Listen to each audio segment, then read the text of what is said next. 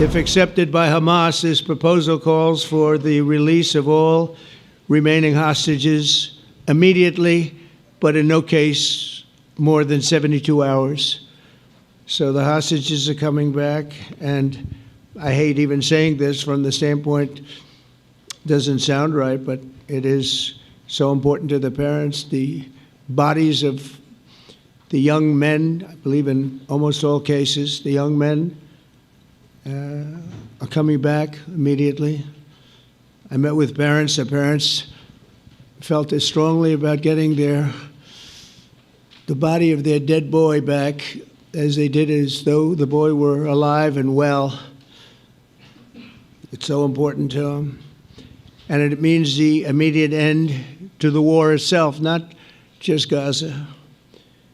It's the war itself. Under the plan, Arab and Muslim countries have committed, and in writing in many cases, but I actually would take their word for it, the people I mentioned, I'd take their word for it, to demilitarize Gaza, and that's quickly. Decommission the military capabilities of Hamas and all other terror organizations. Do that immediately. And we're relying on the countries that I named and others to deal with Hamas. And I'm hearing that Hamas wants to get this done too, and that's a good thing. And destroy all terror infrastructure, including the tunnels, weapons, production facilities. They have a lot of production facilities that we're destroying. They'll also help train local police forces in the areas that we're discussing right now, in particular in and around Gaza, working with the new transitional authority in Gaza. All parties will agree on a timeline for Israeli forces to withdraw in phases. They'll be withdrawing in phases. No more shooting, hopefully, as progress is made toward achieving these goals.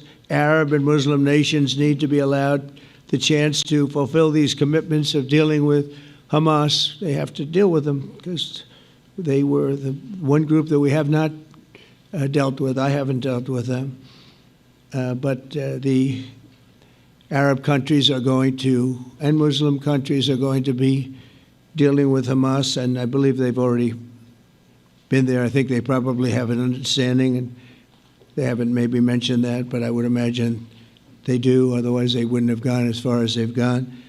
If they're unable to do so, then Israel would have the absolute right and actually our full backing, the U.S. full backing. Marco's here, and a lot of our leaders are here, our great Vice President, Susie Wiles, Steve Witkoff, Jared Kushner.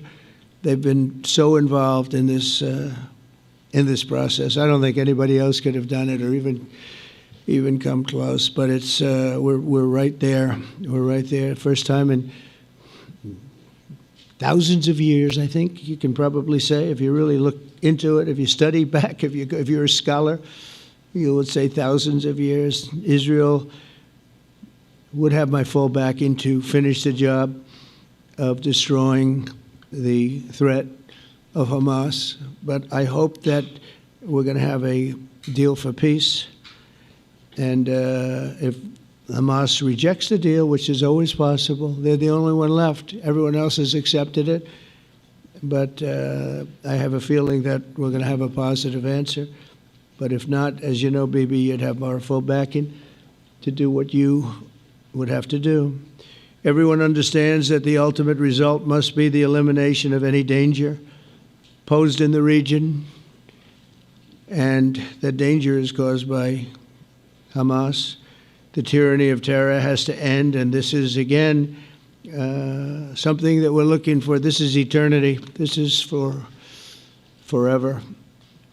To ensure the success of this effort, my plan calls for the creation of a new international oversight body, the Board of Peace, we call it, the Board of Peace, sort of a beautiful name, the Board of Peace, which will be headed, not at my request, believe me, I'm very busy, but we have to make sure this works.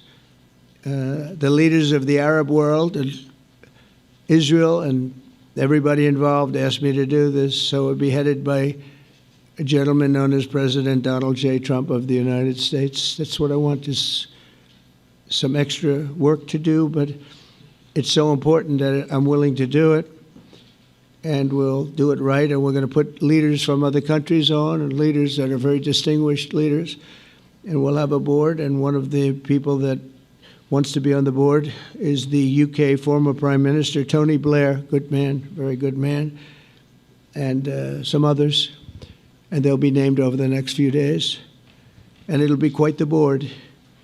Working, everybody wants to be on it now.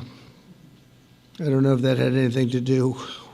They named me and everybody else wanted to be on it. I guess they figure, well, he's a soft touch. He'll be easy to deal with. Working with the World Bank and others, it will be responsible for recruiting and training a new government that will be made up of Palestinians along with highly qualified experts from all around the world. Hamas and other terrorist factions will play no role in the board, but they'll play no role in the governance of Gaza at all, directly or indirectly.